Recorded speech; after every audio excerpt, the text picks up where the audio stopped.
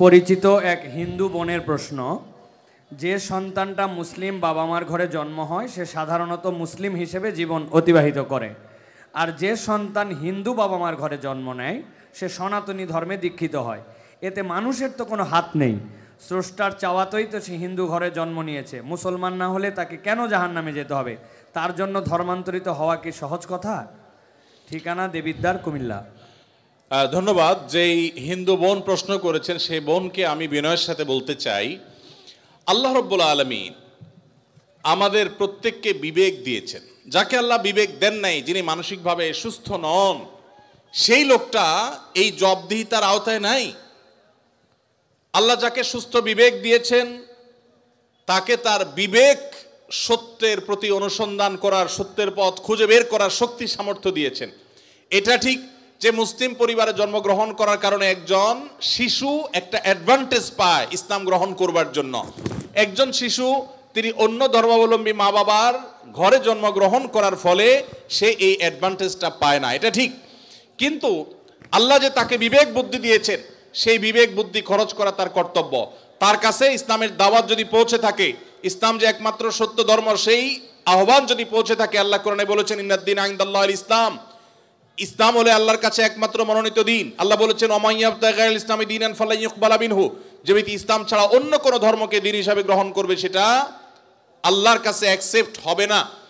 এই যে অ্যাকসেপ্টেড হবে না দিন ছাড়া অন্য, ইসলাম ছাড়া অন্য কোনো কিছু, এই দাওয়াত পৌঁছার পর তার দায়িত্ব হয় তার বিবেককে খরচ করা, এটা আসলেই সত্য দিন কিনা সেটা অনুসন্ধান করা। সে এতটুকু যদি না করে তাহলে সে তো আল্লাহর কাছে দায়ী হবে। হ্যাঁ, যেটা আপনি বলেছেন যে অমুসলিম পরিবারে জন্মগ্রহণ করে ইসলাম গ্রহণ করা কি সহজ কাজ?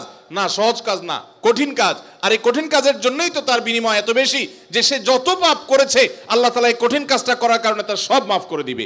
আল ইসলামু ইয়াহদিমু মা কানা ক্বাবলাহু, ইসলামের আগে সবগুলো আল্লাহ তাআলা মাফ করে দিবেন, কারণ সেই কঠিন কাজটা করেছে। মুসলমানকে তো এরকম আল্লাহ তাআলা তার পুরো প্রোফাইল ডিলিট করে দেওয়ার মতো কথা বলেন নাই। এটা নতুন ইসলামে যারা আসবেন তাদের জন্য রয়েছে। আর যারা খ্রিস্টানদের সম্পর্কে আল্লাহ বলেছেন আহলে কিতাবদের সম্পর্কে যে তারা যদি ইসলামে আসে তাদেরকে ডাবল সওয়াব আল্লাহ তাআলা দিবেন, কষ্ট হবে, ফ্যামিলির বিরুদ্ধে তাকে যেতে হবে, এই জন্যই তো আল্লাহ তাআলা এই রিওয়ার্ডগুলো তাকে দিচ্ছেন। আল্লাহ আমাদের সবাইকে হেদায়েত লাভ করার তৌফিক দান করুন। কাউকে আল্লাহ তাআলা মুসলিম বাবা মার ঘরে জন্মগ্রহণ করিয়ে অ্যাডভান্টেজ দিয়েছেন, কাউকে আল্লাহ তাআলা মুসলিম সোসাইটির মধ্যে রেখে অ্যাডভান্টেজ দিয়েছেন, কাউকে আল্লাহ বিবেক বুদ্ধিতে শার্প রেখে তাকে অ্যাডভান্টেজ দিয়েছেন। অ্যাডভান্টেজ সবাই কম বেশি পাচ্ছে, তবে আমাদের কাছে শুধু নিজেদের দুর্বলতাটাই চোখে পড়ে। আল্লাহ আমাদেরকে হেদায়েতের পথে পরিচালিত করুন, বলুন আমিন। স্বামী আদেশ করলেই কি শ্বশুর শাশুড়ির সেবা করতেই হবে? সেবা করতে গিয়ে অনেক সময় আমি অসুস্থ হয়ে যাই, এক্ষেত্রে ইসলাম কি বলে? ভাইরা আমার, স্বামী যদি আদেশ করে যে আমার বাবা মার খেদমত করো, এখন বোনের প্রশ্ন হলো আমি অসুস্থ হয়ে গেলেও কি স্বামীর সে নির্দেশ মানতে হবে কিনা? উত্তর হলো না। যদি এই পর্যায়ের হয় যে আপনি শ্বশুর শাশুড়ির সেবা করতে গিয়ে আপনি সুস্থ না থাকেন, এই পর্যায়ের আপনার সেবার প্রশ্ন আসে, তো আপনি নিজেকে অসুস্থ করে ফেলে তারপরে শ্বশুর শাশুড়ির খেদমত করতে হবে, এত কঠিন নির্দেশ ইসলাম আপনাকে দেয় নাই। তবে এ জাতীয় ইস্যুতে আমি অনুরোধ করব, কোনো ভালো বিচক্ষণ বিদগ্ধ আলেমের কাছে দেখা করে উভয়ের পরিস্থিতি পর্যালোচনা করে অ্যাসেসমেন্ট করিয়ে তারপর সমাধান নেওয়ার চেষ্টা করবেন। কারণ এখানে আপনার কাছে যেটাকে মনে হচ্ছে বাড়াবাড়ি, আদতে সেটা খুব নর্মাল বিষয় হতে পারে। এই জন্য তৃতীয় পক্ষের কারোর সহযোগিতা নিলে সেটা সবচেয়ে ভালো হয়। এই প্রশ্নোত্তরের সংক্ষিপ্ত সেশনে আমরা অল্প কথা উত্তর দিয়ে গেলে আপনার ভুল বোঝার সম্ভাবনা আছে। সেজন্য কোনো দক্ষ আলেমের কাছে, বিচক্ষণ ইমাম সাহেবের কাছে গিয়ে দুজন মিলে তারপরে পুরো অবস্থা জানাবেন। শরীয়ত মৌলিকভাবে মেয়েদের জন্য শ্বশুর শাশুড়ির খেদমত করাকে ফরজ ওয়াজিব করে নাই, কিন্তু স্বামীর প্রতি তার যে শ্রদ্ধা ভালোবাসার দাবি আছে, সেই দাবি থেকে যে স্বামীটা সারাদিন আমার সংসার সন্তানের উন্নতির জন্য কষ্ট করে, সেই স্বামীটার অগোচরে তার উপরে কর্তব্য তার বাপ মার সেবা করা। তিনি যেহেতু আমার কাজে গেছেন, আমি তার জন্য একটু হেল্প করলাম, তার হয়ে একটু কাজ করলাম।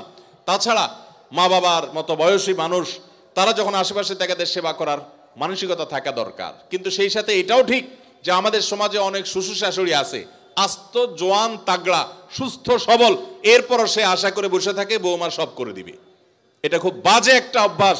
অনেক শ্বশুর শাশুড়ি আছে তারা মনে করে বৌমা ঘরে আসছে মানে হলো কাজের মেয়ে ঘরে আসছে, অতএব আমাদের এটা বাই ডিফল্ট পাওনা হয়ে গেছে। এটা খুবই বাজে একটা উদাহরণ। শ্বশুর শাশুড়িদেরও আল্লাহর কাছে বিচার আছে, তারা জুলুম করলে, সীমালঙ্ঘন করলে তাদেরও দায় আল্লাহ তাআলার কাছে থাকবে। নিজের মেয়েটা তাকে দিয়ে কোনো কাজ করায় না, আরেক ঘরের মেয়ে আসছে, তাকে দিয়ে সারাদিন গাদা খাটনি করা, এটা জুলুম। অতএব জুলুমও করা যাবে না, আবার বোনরা শ্বশুর শাশুড়িদেরকে ইগনোরও করবেন না। আল্লাহ তাআলা আমাদেরকে আল্লাহর নির্দেশকে যথাযোগ্যভাবে মানার তৌফিক দান করুন। বেনামাজি মানুষ মৃত ব্যক্তিকে গোসল করাতে পারবে কিনা? মৃত ব্যক্তিকে বেনামাজি গোসল করাইলে গোসল হয়ে যাবে, কোনো অসুবিধা হবে না। তবে সন্দেহাতীতভাবে এটা মুসলমানদের কর্তব্য, কোনো এলাকাতে কেউ মারা গেলে যারা দিনদার মুসলমান তারা তাকে কবরস্থ করবে এবং তার দাফন কাফনের ব্যবস্থা করবে। কোনো বেনামাজি করলেও আদায় হয়ে যাবে ফরজটা সবার পক্ষ থেকে ইনশাআল্লাহ। বিভিন্ন অ্যাপ ব্যবহার করার কারণে বিভিন্ন পয়েন্ট দেওয়া হয়ে থাকে, এসব পয়েন্ট ব্যবহার করে বিভিন্ন অফার নেওয়া জায়েজ হবে কিনা? ভাইরা আমার, যদি কোনো অ্যাপস ইউজ করলে আপনাকে পয়েন্ট দেয়, সেই পয়েন্ট আপনি এক্সচেঞ্জ করে কোনো সুবিধা নেন, কোনো টাকা পয়সা পান, এটা জায়েজ হবে এই শর্তে যে সেই অ্যাপটা যদি হারাম কিছু না হয়, সেটা ব্যবহার করলে যদি কোনো গুনাহের কাজ না হয়, তাহলে আপনি এটা করতে পারেন। আজকাল অনেক জুয়ার অ্যাপস বের হয়েছে, অনেক হারাম অ্যাপস আছে, সেগুলো এ ধরনের অফার দিয়ে থাকে, সেগুলো অ্যাপস ব্যবহার করাটাই ইটসেলফ একটা হারাম কাজ। অতএব সেখান থেকে পয়েন্ট নিয়ে উপার্জন করলে সেটা হারামই হবে। অতএব আপনি কোন অ্যাপস ব্যবহার করছেন আর কি পয়েন্ট দিচ্ছে আপনাকে, সেটা হলো দেখার বিষয়।